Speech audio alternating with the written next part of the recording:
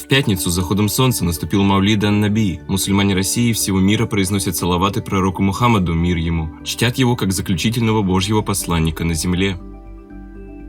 В поселке Параньга Республики Мариэл прошли насрединовские чтения. Участники изучали наследие Фидай Мухаммеда Хазрата и Халила Рахмана Хазрата, ярких представителей династии имамов Насрединовых. Из почти 500-летней истории Параньги имамы из этой династии проповедуют ислам параньгинцам уже на протяжении 2 веков.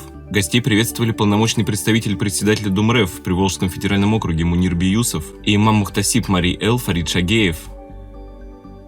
В татарском селе Бастаново Сасовского района Рязанской области, ведущем историю с начала 16 века, отпраздновали 175-летие исторической мечети. На мероприятии состоялось чествование активистов мусульманской общины. Поздравления бастановцам передал духовный лидер российских мусульман муфти шейх Равиль Гайнуддин. К гостям также обратился главный имам Мухтасиб Рязанской области Рашид Бултачеев.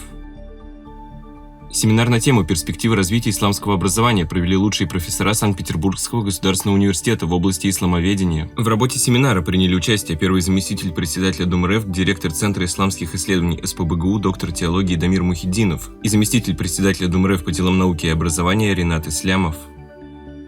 Духовный лидер российских мусульман муфти шейх Равиль Гайнуддин 3 октября посетил апостольскую нунциатуру в Москве, ответив на приглашение апостольского нунция в России архиепископа Джованни де Аньелло. Религиозные деятели обсудили принципы и значимые вехи сотрудничества мусульман и католиков в России и озвучили инициативы его дальнейшего развития.